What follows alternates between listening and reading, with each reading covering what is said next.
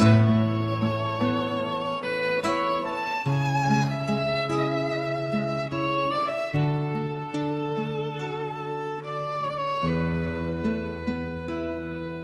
Diablo ay nagpinta ng isang maningning na larawan para pag-isipan at pagpakainan ng kaisipan ni Seth at kay Seth naman. Noong siya ay 7 taong gulang, alam na niya ang mabuti at masama at palagi siyang nag-aayuno at nananalangin at ginugugol ang lahat ng kanyang gabi sa pagmamakaawa sa alahaya para sa awa at kapatawaran. Siya rin ay nag-aayuno tuwing naghahandog araw-araw, higit pa sa kanyang ama, sapagkat siya ay may magandang mukha, tulad ng isang anghel ng alahaya. Mayroon din siyang mabuting puso, pinangalagaan ng pinakamahuhusay na katangian ng kanyang kaluluwa. At dahil dito, siya ay naghahandog araw-araw.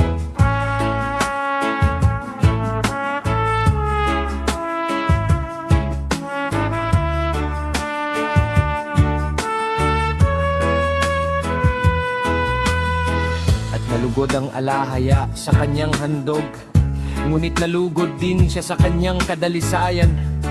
At siya ay nagpatuloy sa paggawa ng kalooban ng alahaya at ng kanyang ama at ina, hanggang sa siya ay maging 7 taong gulang.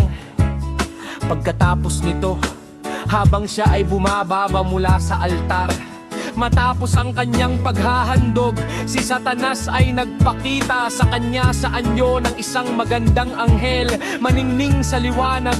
May hawak na tungkod na yari sa liwanag at siya mismo ay nabibigkisan ng isang pamigkis na liwanag. Binati niya si Seth ng isang magandang ngiti at sinimulan siyang linlangin ng magagandang salita na sinasabi sa kanya, "O Seth, bakit ka tumitigil sa bundok na ito? Sapagkat ito ay magaspang puno ng bato at buhangin at ng mga punong walang mabuting bunga, isang ilang na walang mga tahanan at walang mga bayan, walang mabuting lugar na tirahan. Ang lahat ay init, pagkapagod at paghihirap." Dagdag pa niya, "Ngunit kami ay nakatira sa magagandang lugar, sa ibang mundo kaysa sa mundong ito. Ang aming mundo ay puno ng liwanag at ang aming kalagayan ay pinakamabuti. Ang aming mga babae ay mas magaganda kaysa sa sino man.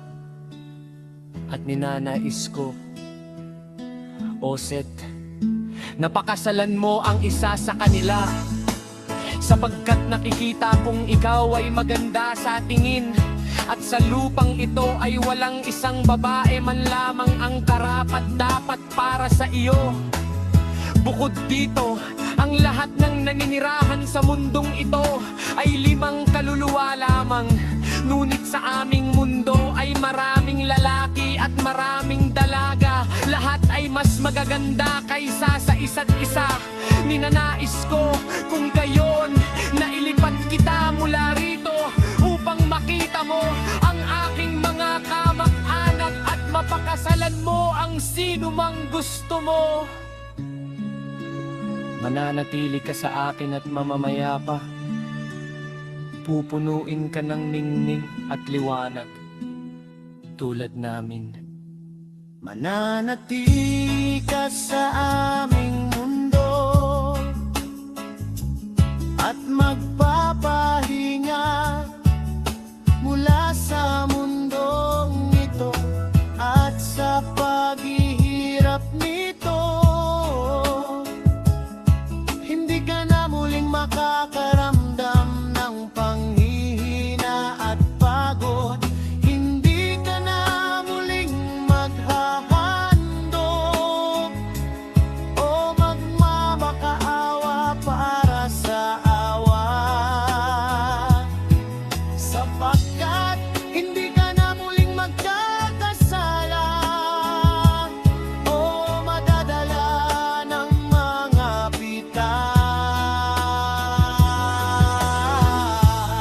At kung iyong ikinggan ang aking sinasabi.